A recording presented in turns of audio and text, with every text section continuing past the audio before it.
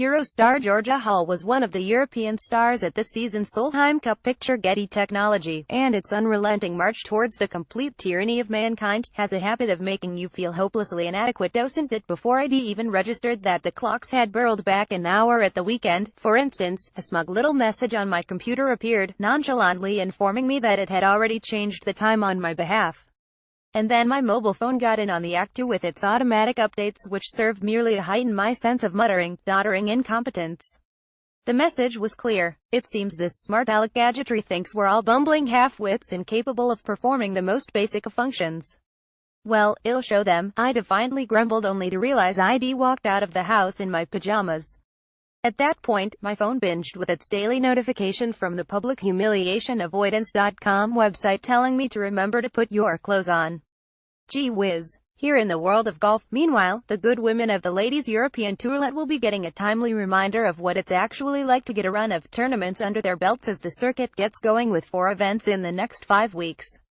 It's just a shame the season is actually coming to a close. For those behind the scenes at the LET, they'll probably be happy to see the back of 2017.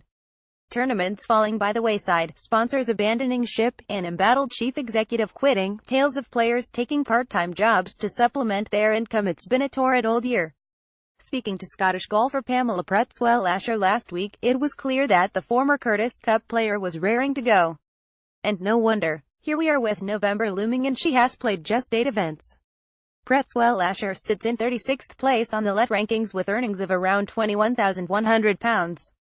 The same spot on the Men's European Tour is almost £711,000. On the LPGA Tour, the 36th-ranked player has racked up over £350,000.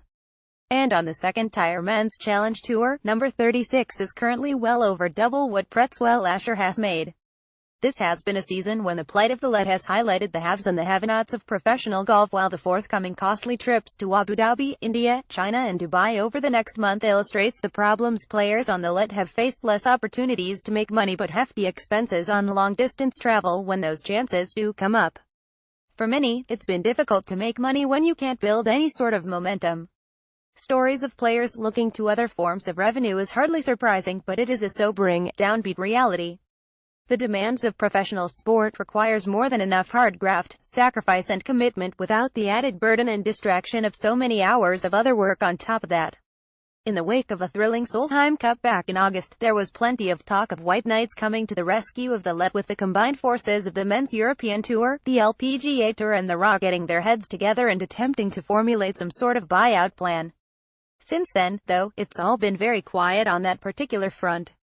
Perhaps it's a case of no news is good news. There are suggestions that there is encouraging work going on behind the scenes, and a few more events in the circuit's heartland of Europe could be added to the 2018 schedule. For those already on the tour, and those who will come onto it via the Access Series and the forthcoming qualifying school, there must remain plenty of uncertainties.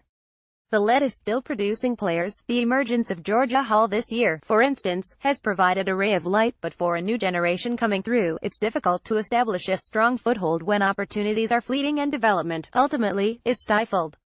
The clocks may have turned back at the weekend, but the Ladies European Tour continues to look forward. We await to hear if there is anything genuine to look forward to, however.